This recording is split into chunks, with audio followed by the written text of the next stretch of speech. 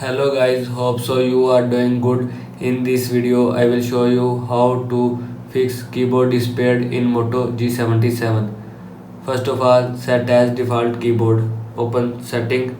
Now in settings scroll down, click on system, scroll down, click on keyboard, click on one screen keyboard and turn on this button. After turning on this button, set as keyboard from your phone. Now go back. After that, restart device. Swipe down, open quick setting panel, click on power off icon and click on restart. After click on restart, restart your phone. Now go back. After that, clear cache of keyboard. Open setting, scroll down, click on apps. Now here you will see app. Search keyboard. Now click on keyboard and scroll down, click on storage and cache and click on clear cache. After click on clear cache, keyboard will be clear cache from your phone. Now go back. After that, reset all setting.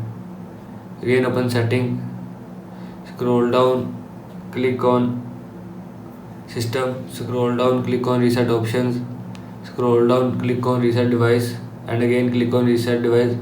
Setting all setting will be reset from your phone. This is how you can fix keyboard disappeared in Moto G77. I hope you like this video and thanks for watching this video.